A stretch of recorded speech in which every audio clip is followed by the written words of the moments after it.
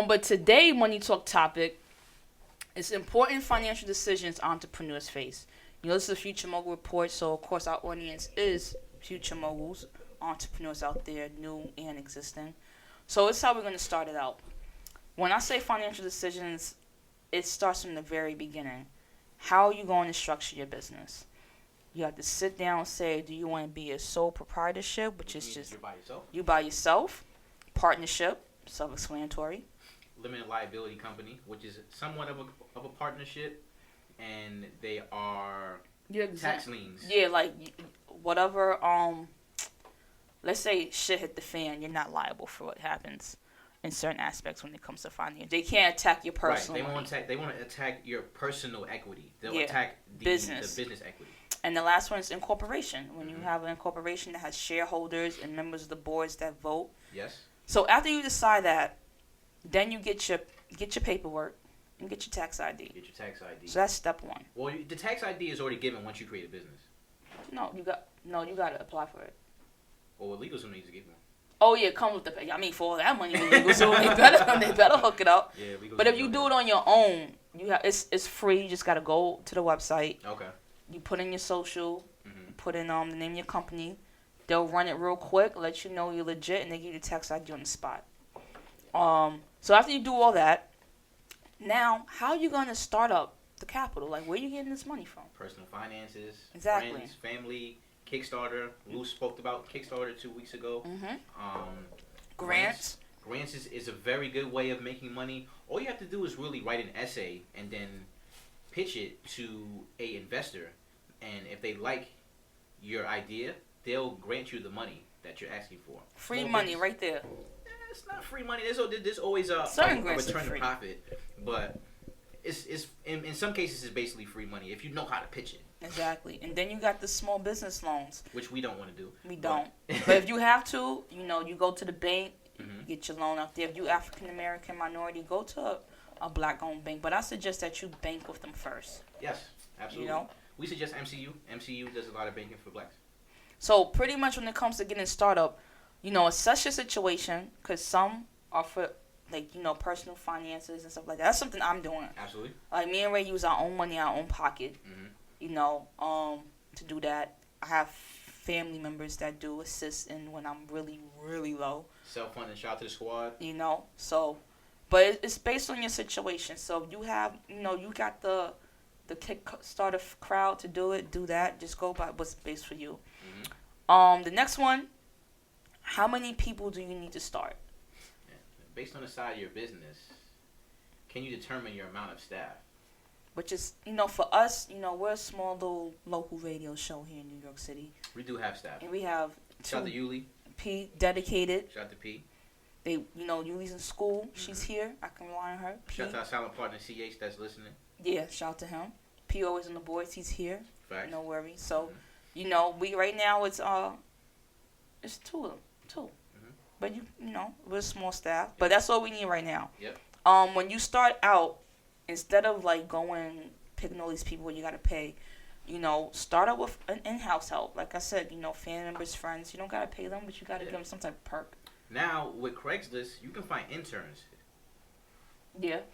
Interns mean free. Yep. That's true. And also if you need a graphic designer or something like that, they have these new apps. I love Fiverr. You like that one? Fiverr is the best. And I use Sharp.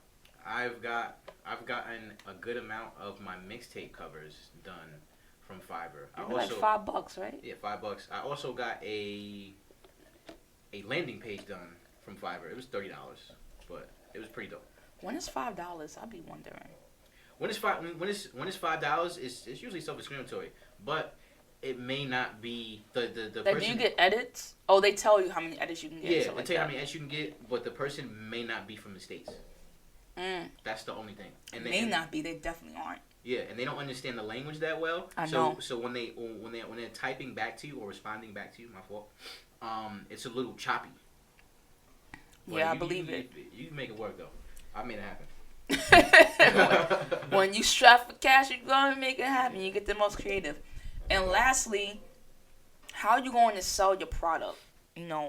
So here's how How you determine that? You have to know your demographic. Definitely know who you're selling to. Because if you don't know, you're going to be selling aimlessly, and you're going to wonder why no one's coming in. When you sell to all, you sell to no one. Mm-hmm.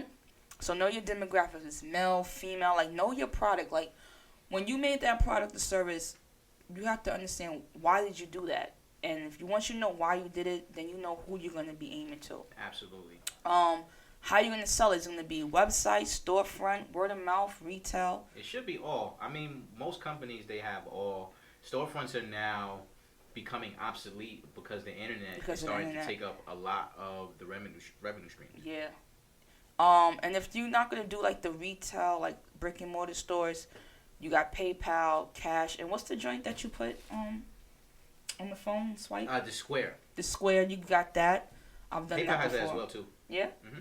Okay, so that's another way you can get sell your product. Also, advertising. Facebook. YouTube is getting really big with advertising. I know it's annoying. It's getting really big. But shout out, it's meant to be what it's meant to be. But yeah, it's I've actually seen a really nice advertising commercial on YouTube. I actually signed up for one. I actually subscribed to a website from a YouTube ad. Yeah. Because it grabbed me so much. You know, this is YouTube commercial they played before. Well, I don't know about now, but they used to play it a lot with this guy. He's like by his pool, like, oh, you wonder how I got these pool, this car. I'm a multi-millionaire, and this is my story. And I always skip. And I was like, if I see that again, I'm gonna look into how this guy got this shit. Right. Because I don't know. We don't really know because it's all perception. It could be that house could be rented. Exactly. That's what I be thinking. That's why I be like, come on, dude, who you fooling? But I mean, he must have some bread because those advertisements are syndicated. I know, and they got people like me looking into it. And lastly, well, pricing. Don't go lower than your competitor. Your competitor can afford to do that. You got to be real. Make your price stick to your guns. And the last thing to making a important financial decisions for entrepreneurs is what will you do if? Basically, have a pre-made plan B. If decisions. It goes down. Yeah, you have to plan for, like, if people leave, if you don't have enough money for stuff, just all the just in case. Not saying plan B as in change the whole script, but plan B as, emergencies. So that was my money talk. Important financial decisions for entrepreneurs. I know I keep saying I'm going to post it, but I'm trying to get everything together. I just don't want to, like, give y'all the PDF and that's it. I want to, like, give y'all more. So, bear with us as we grow. Yep. This is my money talk. We're going to play a track, then we come back with Inside the Game.